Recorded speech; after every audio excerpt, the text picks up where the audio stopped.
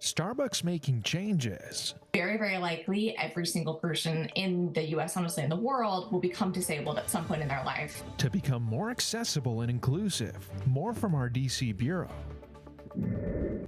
Journey through the Everglades. And the importance that we need to try to heal the environment. A screening about women in conservation from our campus. And live music leads the way. And we decided, why don't we have, music here as well? At one seafood restaurant since the late 80s. These stories and more coming up on Newsbreak. Hello, South Florida. I'm Jason Arrow. I'm Valentina Gaspari. Today is Wednesday, March 13th, 2024. Live from the Lee Kaplan School of Journalism and Media in North Miami, this is Caplin News. Police here in Florida dealing with a toddler tragedy after shots are fired into a car. A 3-year-old child passed away after a shooting took place near Tampa. Authorities believe this tragedy was a targeted attack. As they approached the car, she screamed that my kids are in the car, my kids are in the car. Lakeland police were called out to a shooting at the Cambridge Cove apartment around 6:30 p.m. on Monday. Police say 2 men in a white Dodge Challenger shot into a Toyota RAV4. 4 people were inside of the RAV4 at the time. The passenger, 23-year-old Robert Einsing, was shot and returned fire. And we have rounds that went through the front windshield, went through the front passenger seat, and that's where they struck the 3-year-old who was sitting in the back seat behind the passenger seat. Police say 3-year-old Jaquez Norton was killed. His mother, who was in the driver's seat, ran out from the vehicle and grabbed the 3-month-old from the back. They were not injured. Police say they were at the apartment visiting a friend. It was a very horrible scene. Nobody would ever want to see that. It was horrible. Neighbor Melissa Flores says that she was outside when she noticed a white car that had looked suspicious. And then that's when we started hearing the gunshots, and then that's when we ran inside, and then came back out when they stopped, and then just seeing everybody crying, and it was very sad. Police say 22-year-old Camarius Wilson, who was the passenger in the Challenger, was taken in a personal vehicle to the hospital where he had died from his injuries. We feel like they knew each other. We have a really good reason, we think, why. We want to firm that up a little bit, but it wasn't just a random act. They were interested in that vehicle and the people inside of that vehicle. The 2014 white Dodge Challenger and 2 guns have been recovered. Police are still searching for the driver of the Dodge Challenger. They are offering a $5,000 reward for any information that does lead to an arrest. After months of heated debates, a settlement has clarified Florida's controversial Don't Say Gay bill. State education officials met with LGBTQ advocates on Monday to discuss the ruling. The bill has been criticized for limiting classroom discussions on sexual orientation and gender identity, but it has now been clarified that the law only applies to formal classroom instruction. Caplin News brings you early access this morning to a prototype Starbucks store that will be the model for the future. With it being more accessible and having stores here in Florida and across the country, DC Bureau reporter Pamela Correa reports and has more from Washington. It might look like a regular Starbucks, but this one was designed and built to create a more accessible experience for everyone. Order status boards, employees who also communicate through sign language, and shelves that provide room for the wheelchairs and service dogs. These are some of the multiple adjustments made to the new Inclusive Spaces framework that will guide stores' constructions and renovations going forward. You can move in and out of the disability community at any time in your life. It's very likely every single person in the US, honestly in the world, will become disabled at some point in their life. According to the Florida Department of Health, 1 in 3 adults have a disability, impacting more than 3.5 million Floridians. Moreover, there is such a wide variety of disabilities, some are not visible. It's nice to come into spaces that are already kind of designed to maybe be more accommodating to like someone with a service dog, have a little bit more space, have more tables that are handicap friendly with more space under them and things like that. A lot of my friends with disabilities tend to stay home and maybe not go to places that they would otherwise maybe go to if it was a little bit more accommodating. This initiative is showing how creating spaces for everyone needs to stop being an afterthought. Starbucks has yet to set a date for an opening store in South Florida. Reporting from Washington, D.C. for Caplin News, Pamela Correa. New numbers out this morning show that Boeing sales had a slight recovery in February after technical problems that cost the plane manufacturer billions. Sales were halted altogether in January due to a door plug blowout during an Alaska Airlines flight. Boeing reported a total of 15 commercial jet orders last month. Southwest Airlines plans to order 40% fewer planes due to the ongoing safety and quality questions. Tonight and every Wednesday night, jazz music takes over the Fish House in Southwest Miami-Dade. Caplin's Isabel Menendez takes you inside of a restaurant, making a mark in music as well as food. The Fish House opened on January 8, 1989. Angela Rivero, the owner, started the restaurant from the ground up, inspired by her parents and childhood. I lived there in Lima, and my mother used to take us to restaurants where they presented the música criolla. You know, that's what it's called, Peruvian music. While some people may believe that jazz isn't as popular as it once was before, here at the Fish House, it's popular every night, specifically on Wednesday nights when they have their open mic jams, in which anyone from any age could come and play. My husband loves the restaurant business, and we both love, you know, live music. So we have been to Key West, and we have been to New Orleans and New York, and we decided, why don't we have, you know, music here as well? Some of the Fish House players have been coming for quite some time. Michael Ramos, the bass player, has been playing for the restaurant since he was 13, and is now pursuing music as a career and is their hired bass player. I mean, I started coming here when I was like 14, 15, and it was like some of my first times playing music in front of people, and like, I don't know, it was just a really valuable experience for me. Some of the musicians who played at the Fish House are now attending top music schools such as Juilliard and are forever grateful for the experience the Fish House offered them. I feel very proud when I see their success, like Melinda. Melinda, Francesca, David Leon, you know, Ian, all of these kids that have growing up here. It makes me feel good inside. You know? Reporting for the Caplin News, I'm Isabella Menendez. The Comeback Cats attempting another late rally against the Dallas Stars. That's still ahead, and so's the story.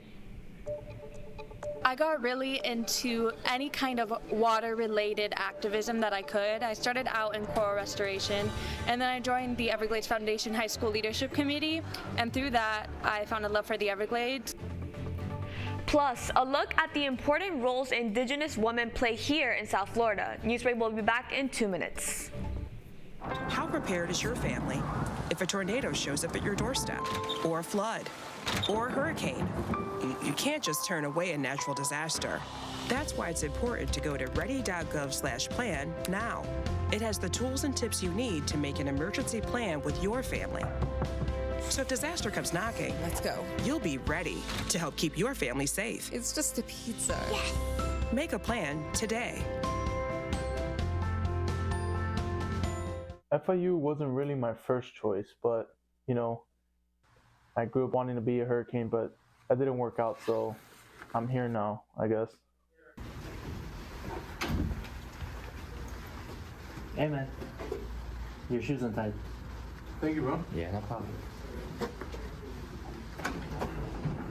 Should have done that against Georgia Tech.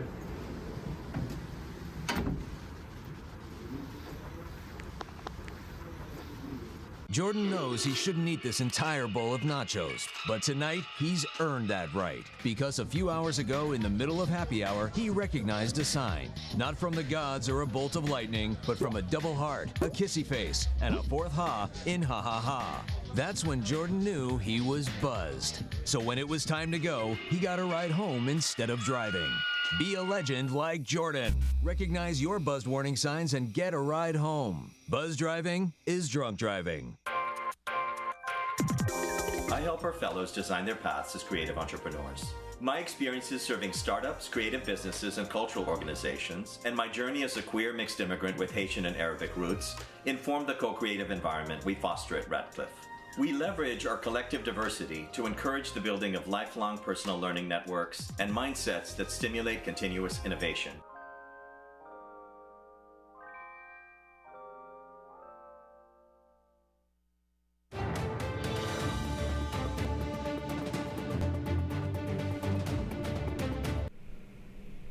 Special screening of an important documentary here at Florida International University. It looks into a local tribe and was the featured work of an FIU student. Caplin News reporter Duvasana Bisondial was on the MMC campus yesterday to see Women of the Watershed. I'm here at FIU's College of Business complex to view the Women of the Watershed documentary. It's a new documentary by filmmaker Scott Barnett that highlights the efforts of female conservationists to save the Everglades.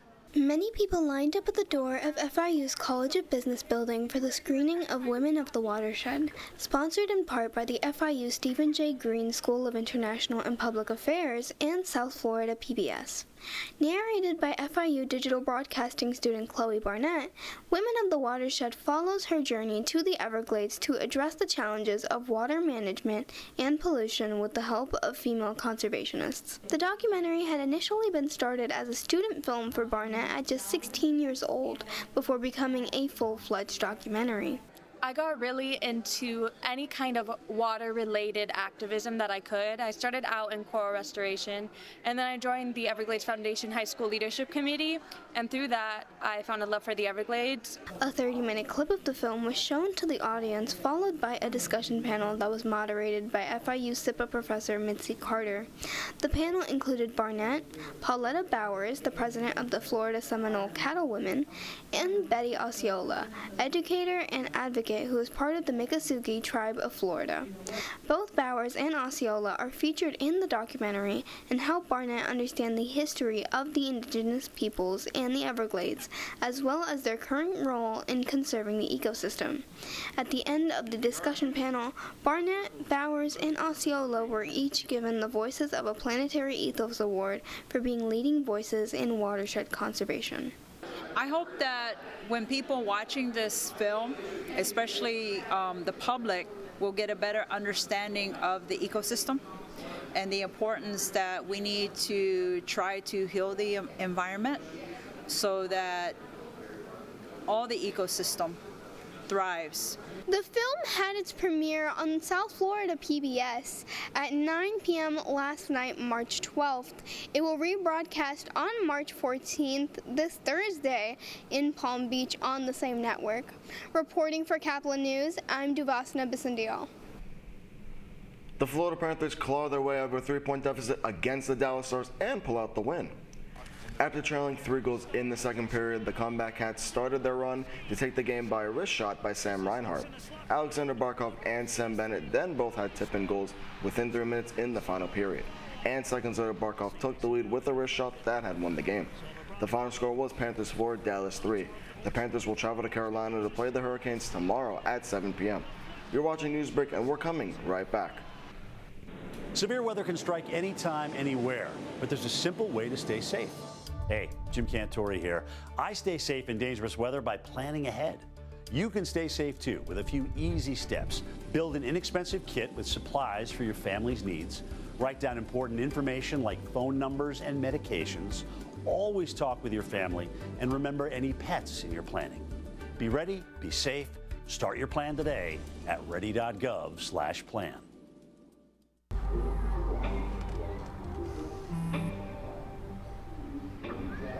I don't know why you're so sad. You've got a roof over your head. You gotta stop with that depressing stuff. That's what white people think. You all right? It just feels like it's coming from everywhere. Do you want to talk about it? You can talk to me if you're feeling sad. Whenever you need to talk, I'm here, okay?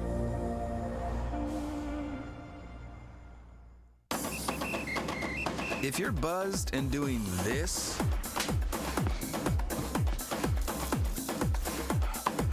to make yourself feel okay to drive, ZWX.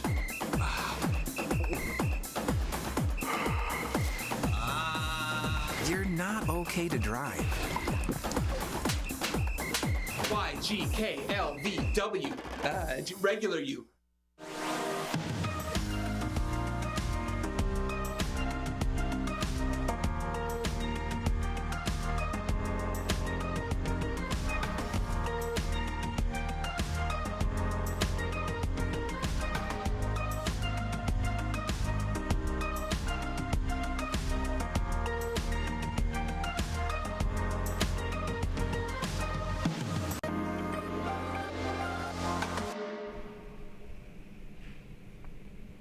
That's all the time we have for Newsbreak. I'm Valentina Gaspari. I'm Jason Harrell. Get more news anytime at caplinnews.fiu.edu.